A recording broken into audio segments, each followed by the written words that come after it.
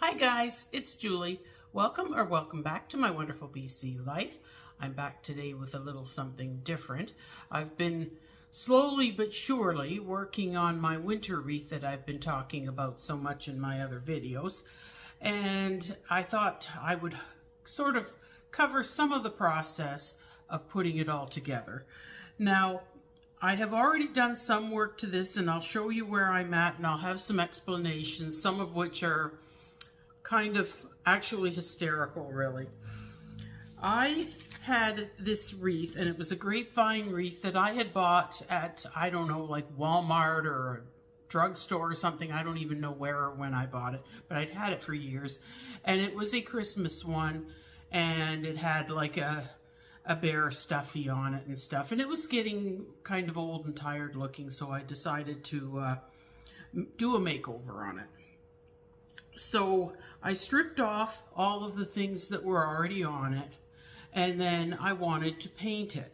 Well, Dave had this old can of white spray paint in the garage, and I decided to use that. Well, I took it out, I spray painted it, and then of course you got to let the one side dry before you can flip it and spray paint the other side. Well, when I was trying to do a really thorough job with the paint, I lifted it up in my hand so I could spray paint it. So I got quite a bit of paint on my hand. Well, that did not go well. I got this paint on my hand, and then when I went to wash it off, it wasn't the kind of paint you can just wash off. And I'm like, oh no. I'm having an absolute fit. I can't get it off of me, and I can't touch much of anything because I've got some paint on this hand and a whole lot of it on this one. And I'm like, oh no, what am I gonna do? So anyway, while I'm trying to figure out how to get it off, Dave phones me. He calls me up from work. He says, I've got a problem. And I'm like, really? Because I've got a really big problem of my own right now. And his problem was that he has to use this special app on his phone for when he's doing the shuttle driving. And he had somehow managed to get signed out of his shuttle app, and he didn't know how to get signed back into it. He's like, I don't know the password. And I'm like, I don't know the bloody password. And this is not a good time to be asking me. So I end up, I'm having an absolute fit, and I'm having to try and deal with him at the same time. I end up somehow managing to look it up, and I don't have the password written down either. And I'm like, I don't know what it is. So I had to start all over, do the, I've forgotten my password, and get them to send me the link to reset it and do all of that. And then I had to let him know. Meanwhile, I'm covered in paint still. Somehow managing to try and do all of this for him because he needs his problem solved, even though mine is still a major issue. I ended up, I tried nail polish remover, didn't remove it. I tried straight vinegar, didn't remove it. I actually looked up at the, what do you call that stuff? Not WD-40, CLR.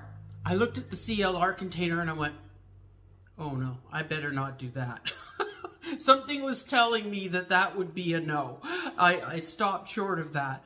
And then I got it in my head, what about those little Mr. Clean scrub pads? You know, the little white ones? I thought, what happens if I use one of them? And I started scrubbing and scrubbing, and you know, it took a while, but I finally got the paint off of my hands. I'm like, oh, thank God. I didn't know what to do because we didn't have any paint thinners or anything in the house. Usually these days, the type of paint you use doesn't require it. So anyway, it was just absolutely terrible. And I finally got it done, finally got it in my hands cleaned, and the thing was painted. And then I'm looking at it and thinking, this thing really stinks. That paint had such a strong odor to it. Dave comes home and he's like, ooh, what stinks? he's like, that smells terrible. He says, there must be something wrong with the paint. And I'm like, yeah, right. More than one thing, but anyway. So I end up, I'm thinking, okay, if this thing's going to keep stinking, I've got to do something to stop that.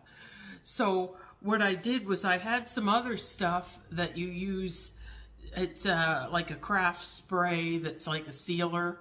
And I thought, I'm going to, well, first, I think I did this first. I took glitter glue and put that on there, but that wasn't really getting rid of the smell that much. But after I got the glitter glue, which gave it nice sparkles, I'll show you what it looks like. I don't know how well the sparkles show up, but anyway, it's got sparkles all over it. I can't tell if you're seeing them or not. But anyway, I got the sparkle glitter glue on there. Still had the bad smell, so I got the sealer that I had from another craft that I had done, and I sprayed that all over it, hoping that would seal in the stinky paint smell. So anyway, I managed to get that on there, and then that sealer didn't exactly smell like roses either, but in the long run, it did seal in the smell of the other stuff. So this is where I'm at now with the project.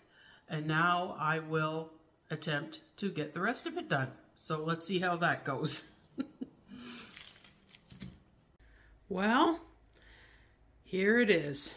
My winter wreath that I've been planning to make for the longest darn time. I finally got it done today.